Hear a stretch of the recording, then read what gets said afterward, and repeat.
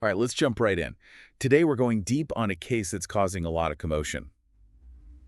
The arrest of Nahuel Gallo, an Argentine gendarme detained in Venezuela on terrorism charges. Intriguing.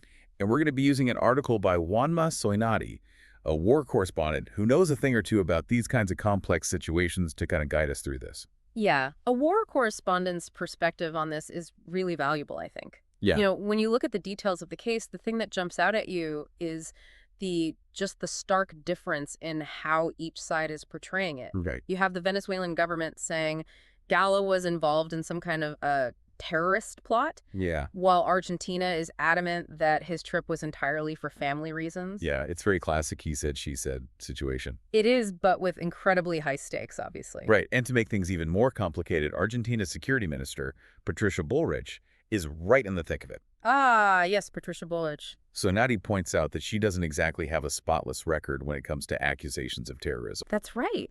He brings up Operation Hurricane in Chile as an example, Yeah? where Bullrich accused Mapuche communities of terrorism based on evidence that was later found to be completely fabricated. Oh, wow.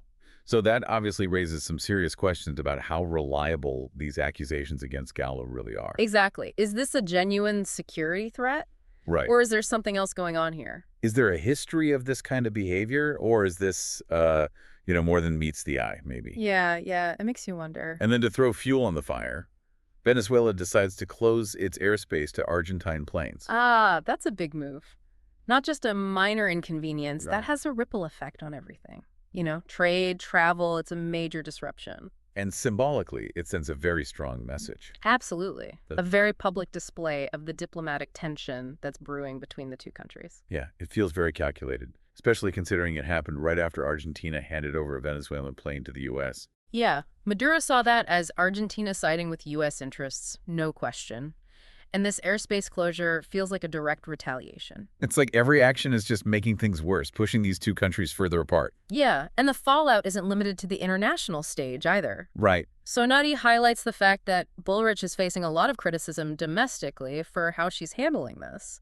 Yeah, what's he saying about that? Well, there's a growing perception that she might be too quick to throw around accusations of terrorism without really having the evidence to back it up. Oh, I see. Soinati even mentions this case of a Colombian citizen who was unjustly detained in Argentina.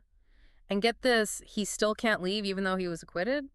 Seriously. Yeah, it's pretty messed up. Makes you wonder if there's a pattern of behavior here. Definitely raises some red flags, for sure. And then there's this, well, I don't know if it's ironic or just hypocritical, but Bullrich is criticizing Venezuela for their interpretation of Gallo's case, right? Yeah. But she's being accused of doing the exact same thing in the past. The hypocrisy is pretty blatant, you could say. It is. And it makes you question Argentina's real motives in all of this. Are they genuinely trying to protect their citizen? Right. Or are there political calculations at play? And how much damage is this doing to Argentina's reputation on the world stage? Those are all good questions. Yeah, it's a messy situation for sure. And then Soinati brings in this detail that adds a whole other layer of complexity to all this. Okay, what's that? Apparently, Gallo's partner mentioned that he had messages on his phone critical of Maduro. And it's possible that those messages are what got him flagged by Venezuelan intelligence in the first place. Oh, wow. That's, that makes you really feel for Gallo. I know, right? It also raises some serious questions about the level of awareness people like Gallo have when they enter these potentially dangerous situations. Are they being properly briefed on the risks and the need for discretion? Especially in the digital age where anything you say online can come back to haunt you.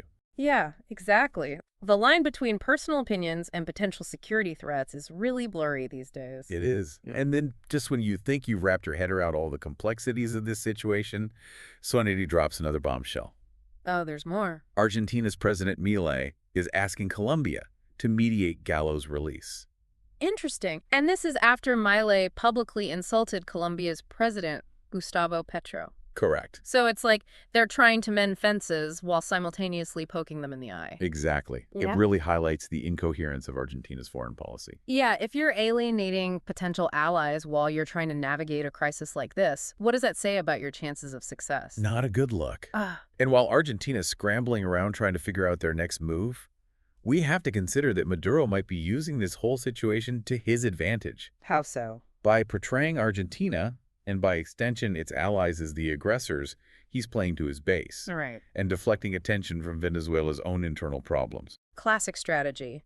Create an external enemy to distract from domestic woes. Exactly. But Slanety is quick to point out that Bullrich herself has been accused of using similar tactics in Argentina. Interesting. She's been criticized for cracking down on protests by vulnerable groups like pensioners, even children, Wow. which seems completely at odds with her stance of defending human rights in Gallo's case. Yeah, there's a definite disconnect there. Makes you wonder if both sides are just playing politics with this situation. Right. Each one trying to manipulate the narrative to further their own agendas. And it becomes a question of who's manipulating it more effectively. Right, because both governments have a pretty questionable track record when it comes to transparency and honesty. Yeah, that's a really good point. That's why it's so crucial to have independent observers like journalists and international organizations keeping a close eye on this situation. Absolutely. Right. We need to ensure that Gallo is treated fairly, Right. that his case isn't just swept under the rug, and that due process is followed, regardless of the political motivations of either government. It's a stark reminder that in cases like this, the truth can easily get lost in the political maneuvering. It can. And that brings us to a point that Slanety makes in his article. Okay.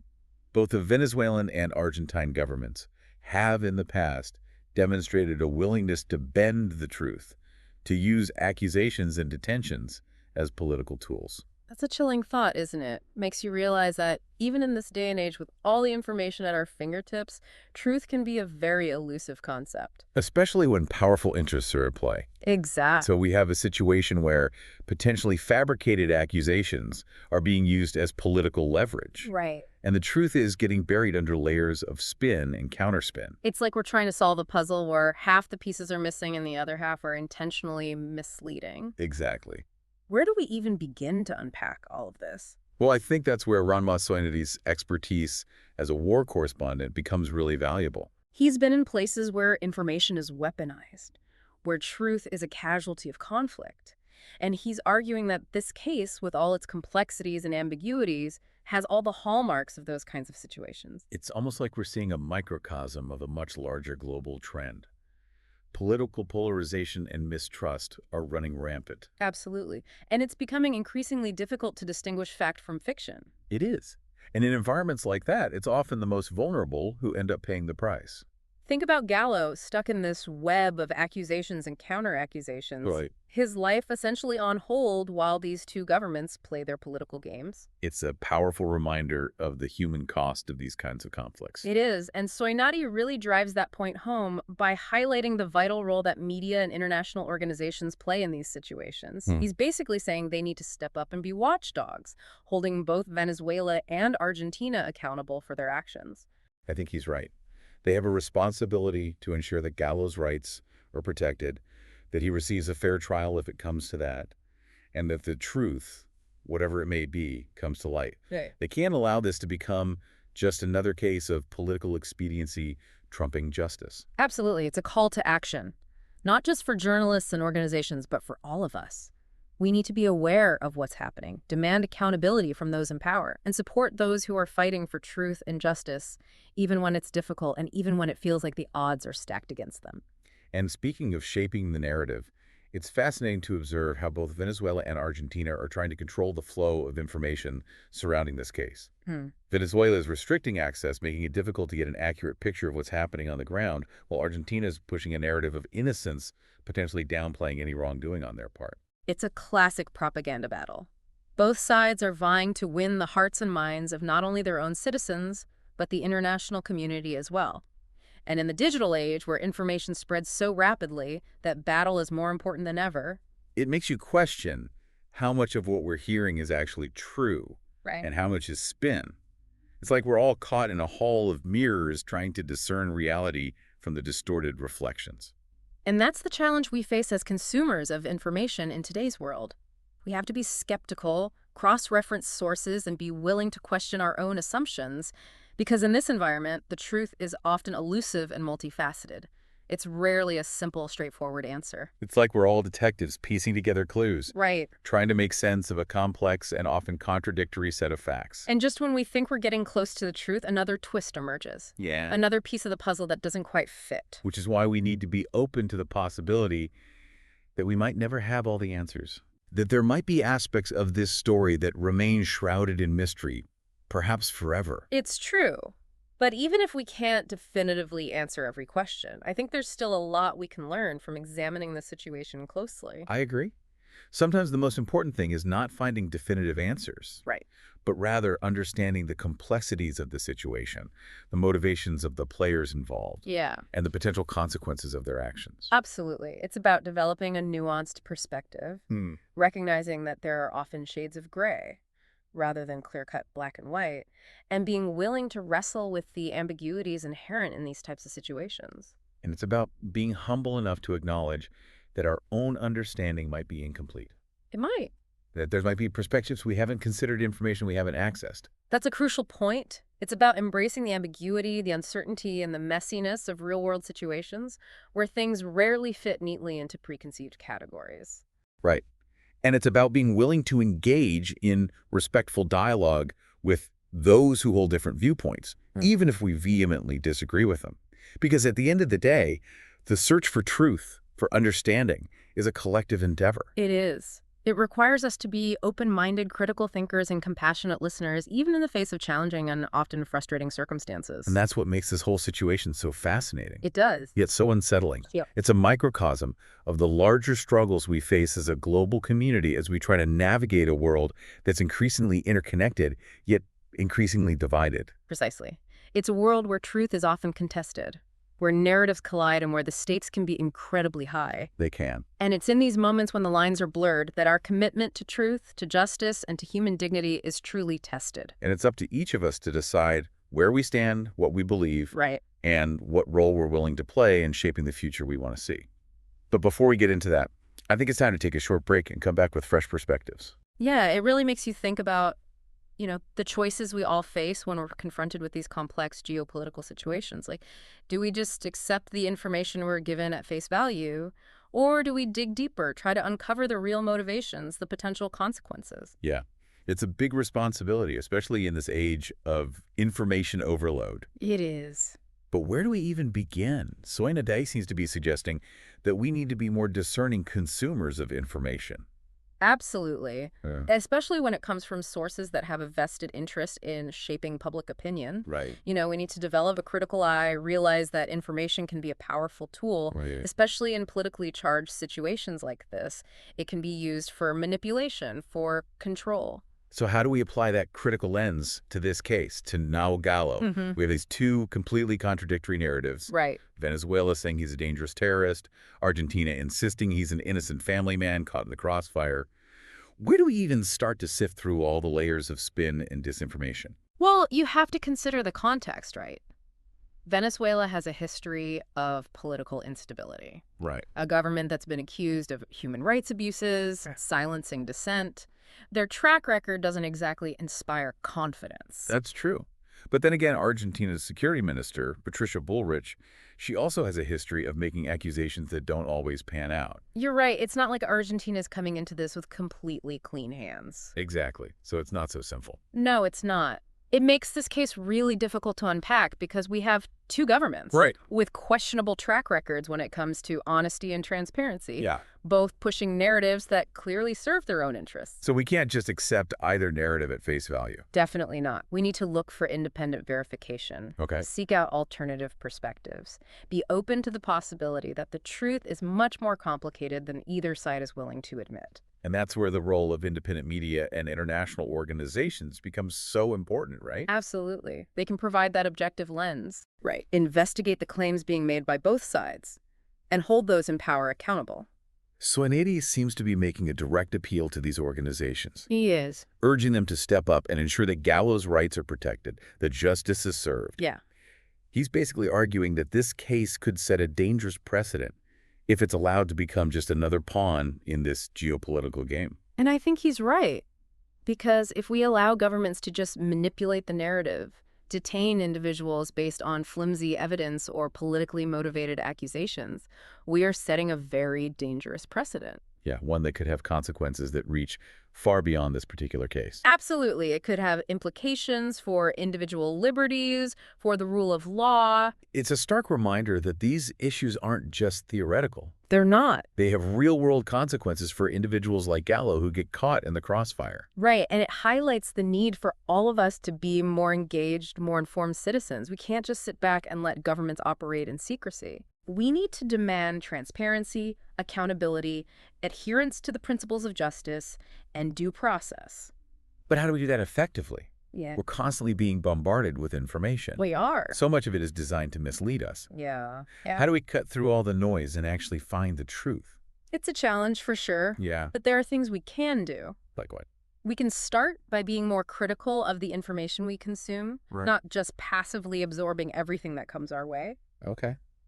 Diversify our sources, seek out perspectives that challenge our own assumptions.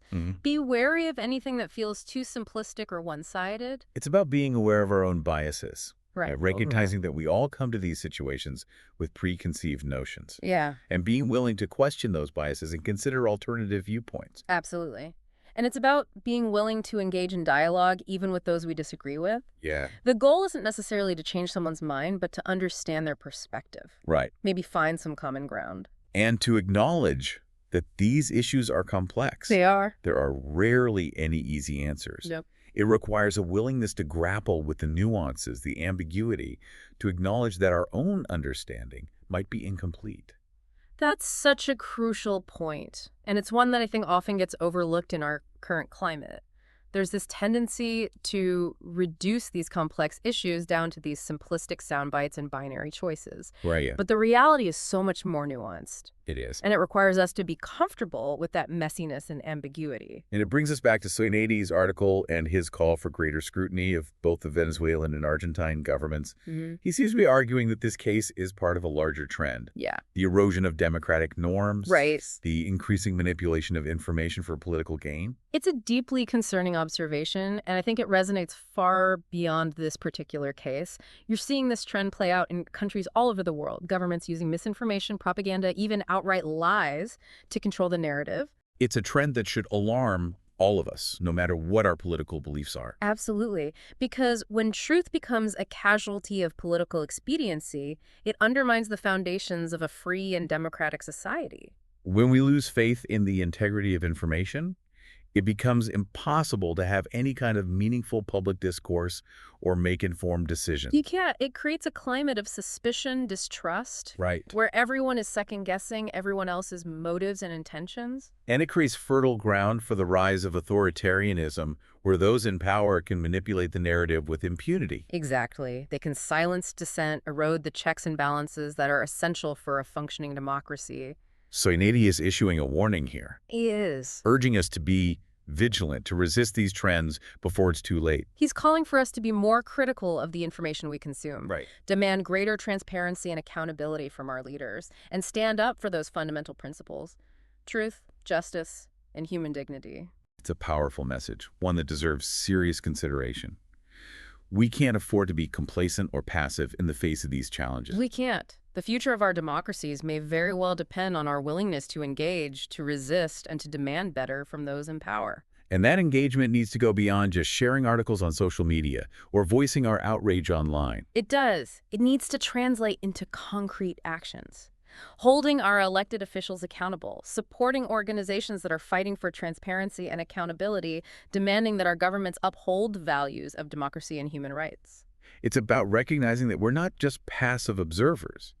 We have a role to play in shaping the narrative, We do. holding power to account, and ensuring that stories like Gallo's don't get buried or forgotten. And that fight for truth and justice is an ongoing struggle. It requires constant vigilance, active participation from all of us. And it's a fight worth having because the stakes are so high. They are the future of our democracies, our freedoms, our way of life might very well depend on our willingness to engage in that struggle and stand up for what we believe in. So as we start to wrap up our deep dive into this complex and multifaceted story, I want to bring us back to the question we posed earlier. What can be done to resolve this situation, or at least prevent it from escalating further? Right. What concrete steps can be taken to ensure that justice is served and that Gallo's rights are protected?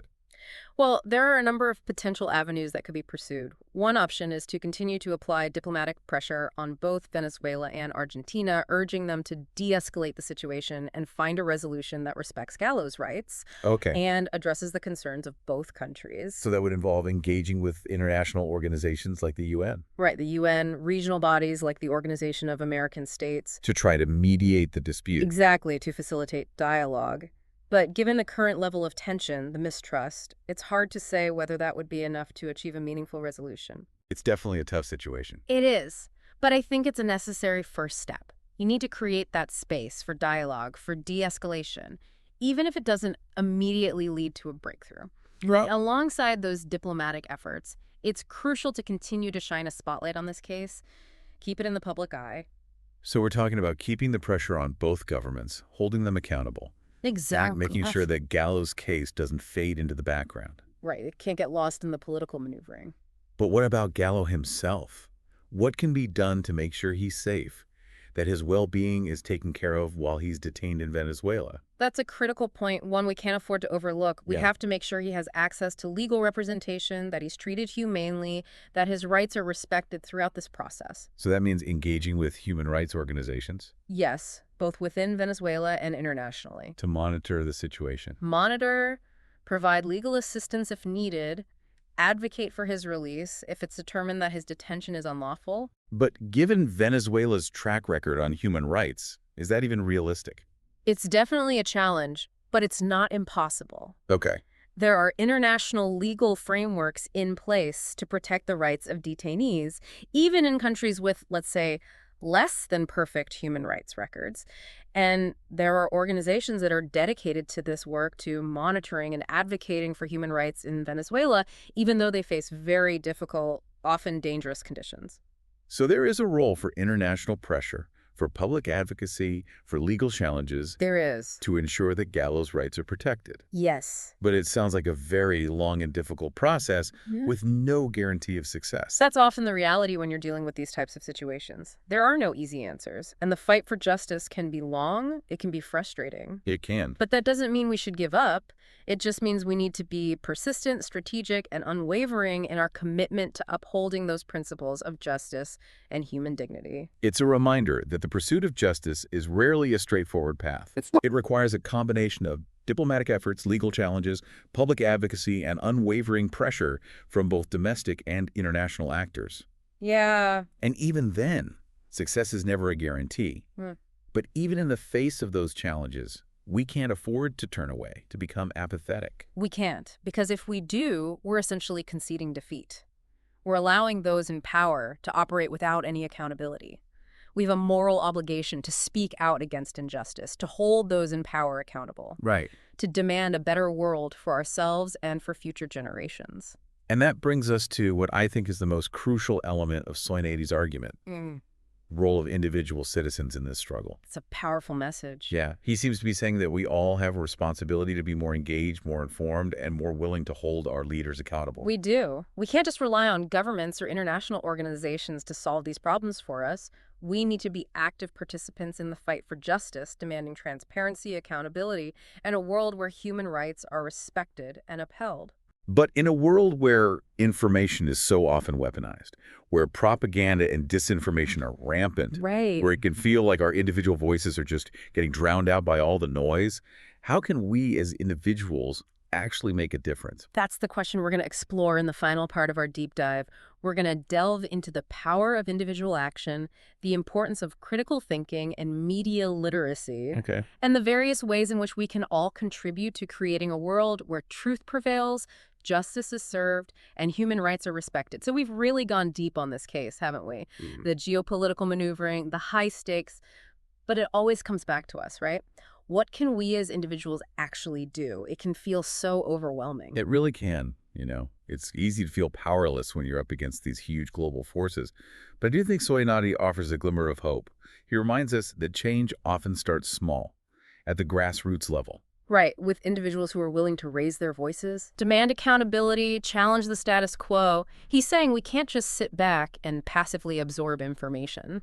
We have to be active citizens, engaging in critical thinking, Right. questioning the narratives, seeking out different perspectives. And so much of that comes down to media literacy, doesn't it? It does. We are just inundated with information from all sides these days. We are. It's so hard to know what to trust. It is. Soinati's point is that we need to be more discerning, more skeptical, more willing to do our own research, our own fact-checking. And to not just blindly accept what we see on social media or hear from politicians. Yeah, exactly. We have to develop those skills to really evaluate information. Right. Identify bias, misinformation, seek out reliable sources. Right. But it goes beyond just being informed. Right. Soinati is also calling for us to be active participants in this fight for justice. What does that look like? It means speaking out against injustice, supporting those organizations that are working to protect human rights, holding our elected officials accountable for their actions. So that can take many forms, right? Yeah.